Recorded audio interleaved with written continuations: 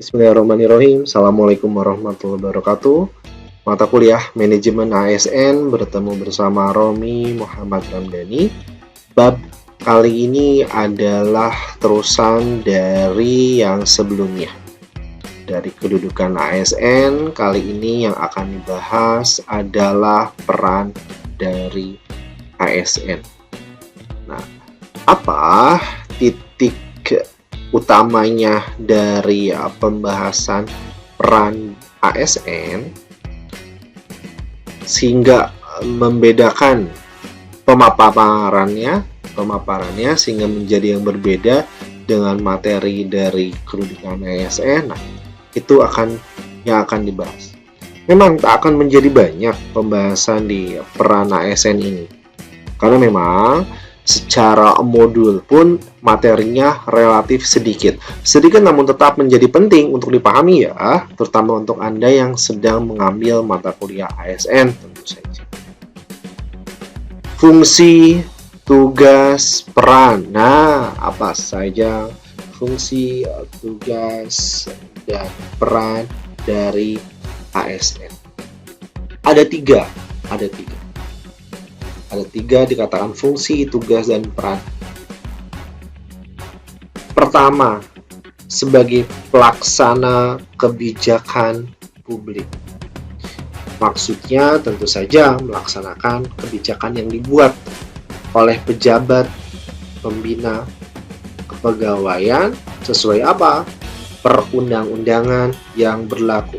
Sekali lagi ingat, ketika saya mengatakan peraturan perundang-undangan, ini adalah seluruh aturan atau hukum positif atau aturan yang berlaku di Indonesia saat ini, mulai dari paling atas tertinggi Undang-Undang Dasar sampai yang paling bawah peraturan kabupaten atau kota ya.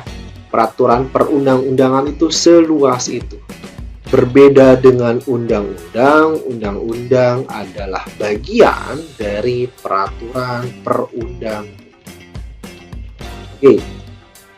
Yang pertama, bagaimana konsep melaksanakan dari kebijakan publik. Lalu yang kedua terkait dengan tema pelayan publik. Maksudnya apa di sini? Maksudnya bagaimana pegawai ASN bertugas memberikan pelayanan publik yang profesional dan berkualitas. Anda akan begitu sadar dari pertemuan pertama saya, kata profesional itu di modul diulangi berulang kali. Karena memang itu harapan dari para ASN di sini. Oke, saya ulangi lagi ya. Yang poin kedua, sebagai pelayan publik, pada poinnya memberikan pelayanan publik yang profesional dan berkualitas. Sehingga harapannya tentu saja adanya pemenuhan kebutuhan pelayanan sesuai peraturan perundang-undangan bagi setiap warga negara dan penduduk. Atas apa pelayanannya? Atas barang, jasa, bahkan pelayanan. Maksud jasa itu pelayanan itu tersendiri ya. Sehingga atas adanya pelayanan dari pegawai ASN, warga negara dan penduduk itu memiliki kepuasan. Memiliki puasan terhadap apa? Ya, itu dia profesionalitas dan pelayanan dari pegawai ASN.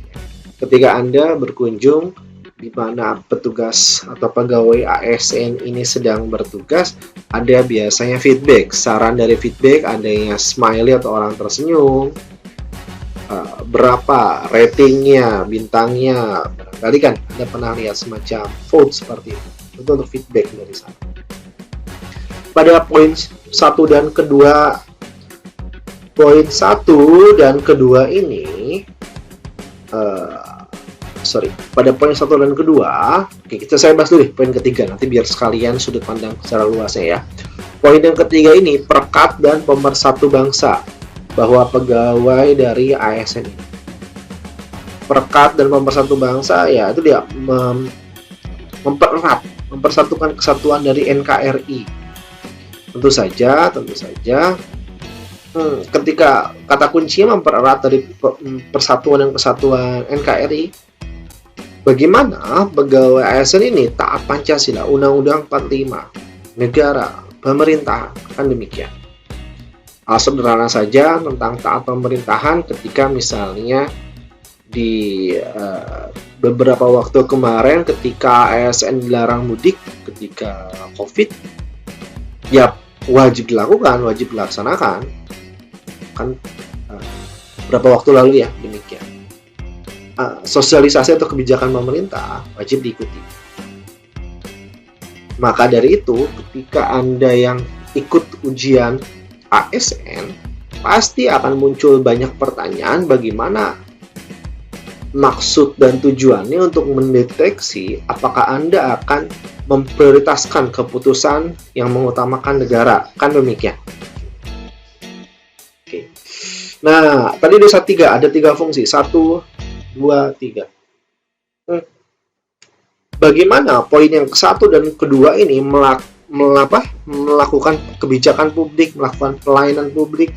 Karena itu kan, itu kedua poin yang di atas ini sudut pandangnya menjadi mengutamakan kepentingan negara.